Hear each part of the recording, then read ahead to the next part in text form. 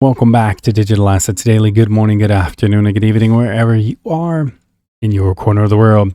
XRP price bound for a brief correction before it skyrockets to $3. The technical analysis is stated to be.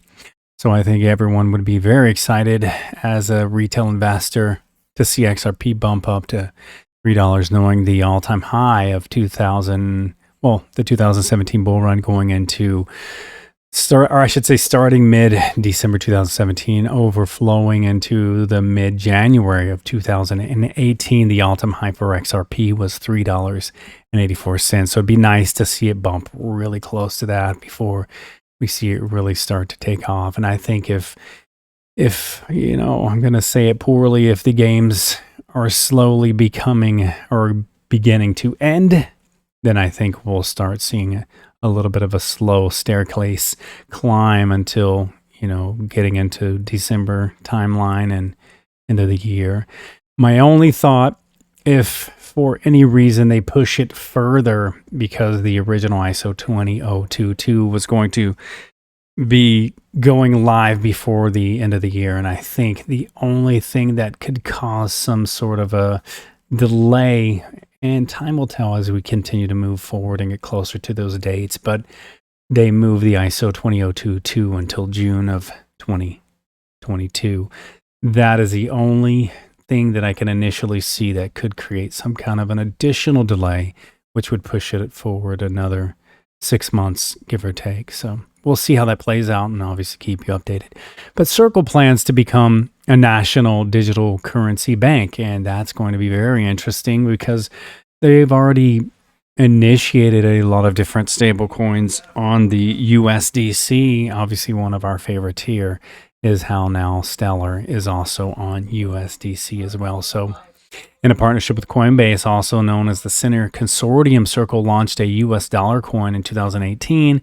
Currently, the coin has been more than 27 billion USD in market capitalization, making it the second largest stablecoin after Tether.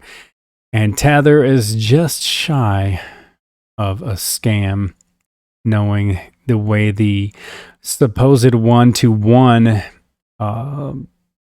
basically one Tether to one USD is initiated and supposed to be. They've even stated, honestly, that it's nowhere near that at all. So we'll see how that plays out as well. If the SEC is doing its fair thing, or even the commodities and etc., if the regulations hold it to the same standards as XRP and Ripple, I would love to see how that one plays out, and I don't think they would fare quite as well as Ripple and XRP are doing at all, in my opinion. So Coinbase expands crypto purchases to debit cards linked to Apple and Google Pay. Not sure if we had discussed this, and it was in my file, so I'm just bringing it out. Coinbase customers can now buy crypto with credit and debit cards linked to Apple Pay, and the crypto exchange says that its customers will also be able to use Google Pay to purchase digital assets in the fall. Also, too, Singapore is to grant the first crypto license and bid to lure digital asset groups. Australia's Independent Reserve receives green light in the principle to operate in the city-state. So Singapore is set to grant financial regulatory approval to cryptocurrency exchange for the first time, and the Asian city-state steps up its challenge to rival Hong Kong as a digital financial hub. And the IMF also wants to be part of the world's transition to a digital economy, and says that it has a mandate to help countries around the world adopt and adapt to digital currencies, but only if the digital money is in the public interest, which Bitcoin is not, according to the IMF, and in a report that they had recently published. So after Europe, Binance now shuts derivatives tradings for Hong Kong users. So crypto exchange Binance will no longer offer the crypto derivatives trading to users in Hong Kong. And the move comes just a week after Binance shut down derivatives trading offerings in Germany, Italy, and the Netherlands. And this was interesting as well. United States Congressman Don Beyer, proudly serving Virginia's 8th district, Beyer introduces a new legislation to regulate digital assets. And the act that he introduced is the Digital Asset Market Structure and Investor Protection Act.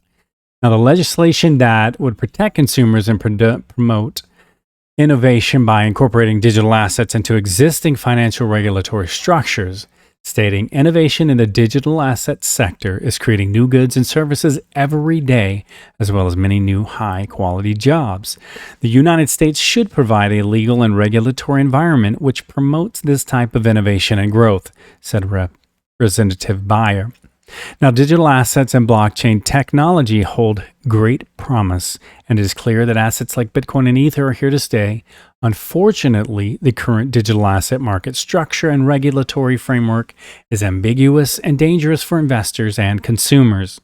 Now, digital asset holders have been subjected to rampant fraud, theft, and market manipulation for years, yet Congress has hitherto ignored the entreaties of industry experts and federal regulators to create a comprehensive legal framework. Our laws are behind the times, and my bill would start the long overdue process of updating them to give digital asset holders and investors basic protections. And maybe that's what we come to find out, that the SEC and others are waiting for clear legislation coming directly from Congress. That might be the way that we find the regulatory clarity that we're looking for. But again, I just want to throw this out there. With every change, there will be a pro and there will be a con. It's just how things come. There's the yin and yang of everything. So I believe for retail investors, depending and determining on the timeline that they actually pass this through, that I believe there will be, for lack of a better statement, a little bit of a headache for retail investors to get through. But then I believe we will have officially at that point the regulatory clarity that the banks, that the companies, and that the digital assets that most of us hold will need for them to be able to, as you say, launch to the moon. And guys, remember, this is not financial advice. It's for entertainment purposes only. But before we go, I want to leave you with a final thought. Letting go gives us freedom, and freedom is the only condition for happiness. If in our heart we still cling to anything, anger, anxiety, or possessions, we cannot be free. I want to say thanks to our VIP on Patreon, Surfmeister, and to each and every one of you. Much love, and we will catch you in the next one.